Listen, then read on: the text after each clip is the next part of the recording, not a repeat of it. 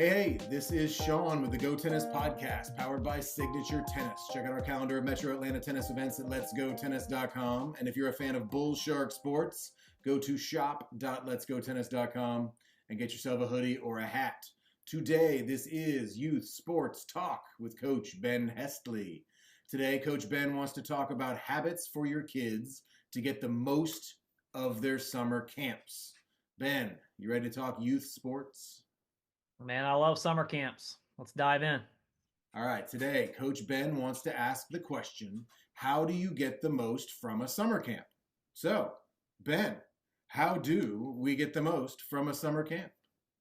All right. First of all, realize, parents, that this is not a babysitting gig for us. This is a purposeful, meaningful, yes, a little bit more laid back than our normal after school, school year type programs, but something that we definitely take very seriously as professional coaches, and that we want this to be a fun, relaxed, but also very structured environment where we teach your kids some responsibility and some independence from you as the parent. So some things we're going to talk about today that are going to be probably similar to the conversation we had several weeks ago in the episode about I'm your daddy, not your caddy, that teach your kids some self-reliance, some independence, some responsibility for themselves. But basically understanding here that we're running sports camps or running summer camps. We're not running open-ended daycare centers, and there's some structure involved with that that's going to teach your kids some valuable life skills, and we hope that you're on board with it. So it reminds me of one of last year's themes, which was responsibility, and about the kid running up and he's getting ready to check in, he's getting ready to run onto the field or the court or wherever you are, and you look up and you're like, all right, where's your bag? Where's your water bottle? Where's your towel? Kid's like, oh, yeah, I forgot it, and they got to go running back. Or my favorite thing is my mom's bringing it, and I know that drives you nuts, Ben. Yeah, I mean that is definitely a hard no for me. I mean, I will literally stop the kid, whether it's from getting in the batting cage or walking on the tennis court, and I'll just say, go back and get it. Your mom or dad does not bring your stuff to your lesson. You do. You're the player. You're the participant. The same with summer camp, right? Same with camp. A lot of our camps will have carpool lanes, so they'll very similar to school. You just pull right up, drop your kid off. There's counselors there waiting to check your kid in, and off you go. And so it's kind of natural, very much like school is. But your kid should be the one carrying the equipment into the camp. So very very straightforward with that. Again, going back to I'm your daddy, not your caddy. It's your stuff. It's your experience. Help them be responsible and self-reliant. Carry their own stuff into camp.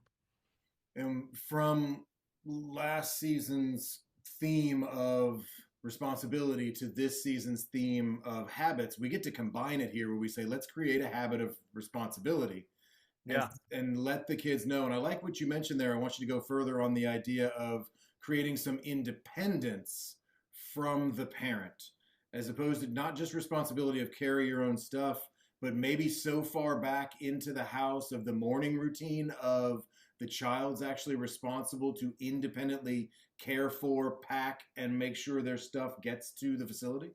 Yeah. Well, and first I'll say this, Sean. Everything that a parent does is well intended. At least we like to think it's well intended, right? And sometimes this is a timing thing, right? I packed all your stuff up today because we didn't have time. We were rushing out the door, and I had to get you to camp or I had to get you to school. We're running late for the lesson, so go ahead, Johnny. You go down there and let Coach know you're here, and I'll bring your stuff because it's a lot easier for you to sprint with nothing in your hands and me to carry along everything than it would be for you to carry the stuff. Maybe you're another minute or two late, but you've carried.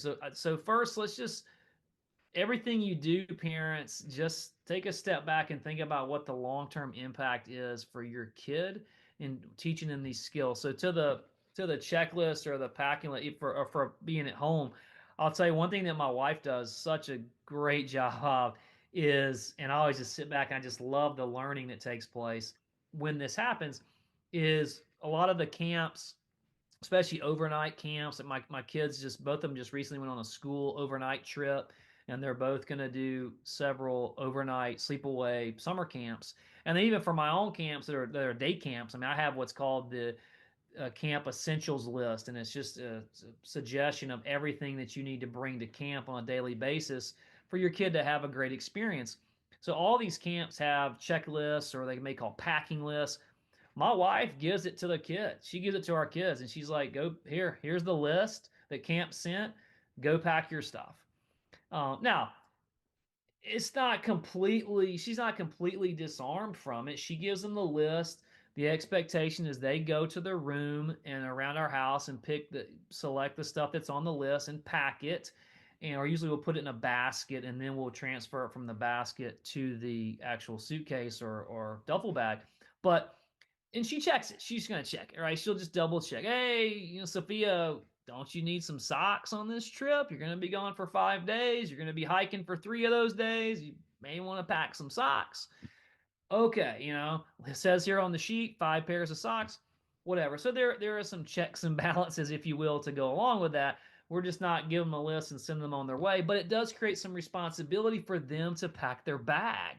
I remember last year, as I mentioned before at episodes, I got to take our team, my son's 12U team, to Cooperstown. It's kind of the 12U experience, the capstone experience of their youth baseball life is to go to Cooperstown. And we spend a week together, and I slept in the bunkhouse with them along with a couple other coaches. And I never forget day one, game one of our kids is ruffling around his suitcase and is like, "Where's my socks? I can't find where my mom put my socks." I'm like, "What do you mean your mom put?" "I don't know. I don't think my mom packed my socks." And we're like, "Dude, you didn't pack your bag? Like, you're 12. If you'd have packed," and I just kind of off the cuff went, "If you'd have packed your bag, you'd know where your socks are." And so I'm sure the parent was well intended, right? It's just a lot easier. It's a busy summer. We're hectic. We're, mom and dad both working, got a lot going on. I'll just pack Johnny's bag for him. But then he gets to camp and he has no clue where everything is because everything's already been done for him, and he has no experience in preparing for the trip.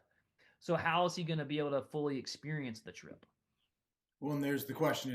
But I think even with me, I think, I mean, every time my kid asks me to do something, I'm like, let me think about this. Like, do I do? Yeah, sure. Like, are your legs broken? I'm probably batting 500 on that. Yeah, but it's like get your own. I mean, we may be in a restaurant, and kids like, "Hey, can I get your I don't know, whatever. Hey, I need a napkin." I'm like, "Well, ask the waitress." People like, "What an asshole dad. He's just making his kid get his own napkin."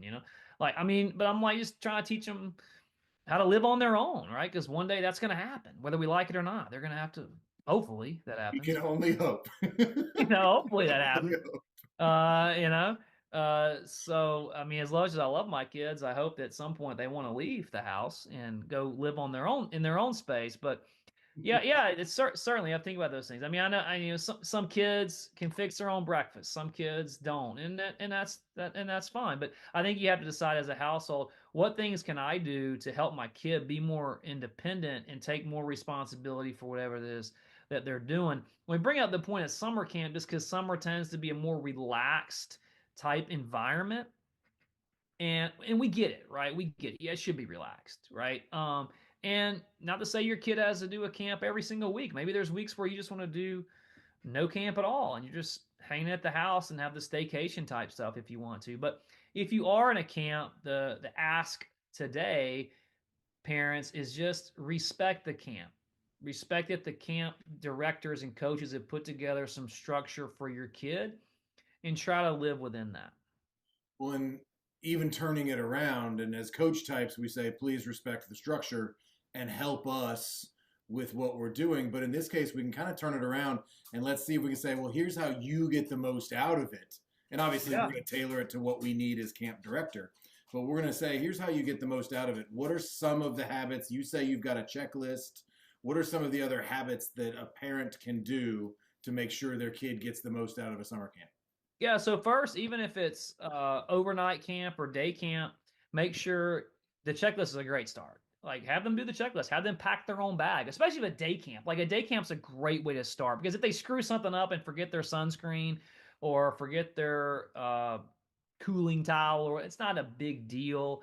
The camp bag pretty much stays consistent day after day. So have them do something really small, like fill your water bottle up before we go, right? If there's a favorite snack that you want, make sure you have that snack and put it in your bag, right? And I'll tell my kids complain about lunches. I'll go, hey, if you want something in your lunch, then put that thing next to your lunchbox so we know to put it in there, right? Um, but I think also make sure that you get to camp on time, right? Like I said at the very beginning of the show, we're not running a daycare center here, we're running a camp. And while that camp is pretty laid back, it's also pretty structured as well. And so I see a lot of parents, not as much anymore, but see parents who bring their kid late. And if you're 15 minutes late for camp, not that big a deal. But number one rule for me is just respect the hours of camp that we have. Don't bring your kid. If our camp starts at 9 and you show up at 9:15 because you run a little bit late that day, maybe you let Billy or Susie sleep in. That's not that big a deal. But you tell me you show up at like 11 o'clock, um, things like that, and you just sort of, like you said, mentioned earlier, now one of us has to roll off and say, okay, you got to get them, help them get them in. So now I've got to pull a counselor away from their group of kids to handle your kid who was late because you couldn't get your stuff together in time, and that sort of thing. I see that happen a lot. So definitely we know don't pick up late, right? That's super disrespectful. At least communicate that. Communicate that if you are going to be late. Um, Another thing I ask people to do is make sure that you, again, respecting the rules of camp, like at lunches, for example, like at our camp, we don't have lunch service at the place, so everyone has to bring their own lunch and snacks. Bring your own lunch and snacks, right? Don't be like, oh, can I have DoorDash? And that's like, some of these challenges come out of convenience, right? So now mom's scrambling, or dad, I shouldn't blame mom or dad are scrambling around in the morning. Like, you know what? I'll just get on my phone here and I'll order Chick-fil-A for you and have DoorDash bring it to you. What time is lunch? I don't know what time lunch is. Like lunch might be 11:30. And I always tell parents, like, lunch is somewhere between 11:30 and 12:30. And yeah, because for me, if it's a cool day, right? If it's a day, hey, we're supposed to have lunch at 11:30 or break for lunch at 11:30. But if it gets to be 11:30, 11:35, the kids are enjoying the activities, things are rolling. It's a cloudy, overcast day. Hey, it may rain later today, so I want to maximize as much outdoor time as possible. Let's push lunch another 30 or 45 minutes down the road, as long as the kids are engaged in the situation. So, I mean, while there is a time frame, that time frame could fluctuate based on what's going on. So that sort of thing that really drives me up the freaking wall, right? It doesn't happen, but it has happened, so it doesn't happen anymore, right? It always has to happen once. And so if you're planning a camp this summer, coaches or parents, think about what's the craziest crap that could happen. That's something you gotta put in your plan and probably put in your rules. No door dashes, no anything like that, right? Pack them a lunch. If they don't like the lunch, find something they do like, okay, and bring it and have them bring that. And then like the other thing is communication. Communicate with the coach and with the parent. And schools have actually had a problem with this. There's been several high schools in our area that have not gone to no cell phone policies, not allowing the kids to have cell phones at all, if they have to put them in their locker during class or whatever, because rather than going to the teacher about an issue, so the kid goes to the teacher, right, or the parent communicates with the teacher, the kid just goes to the parent, right? Kid texts the mom, I'm not having fun today. Like, why?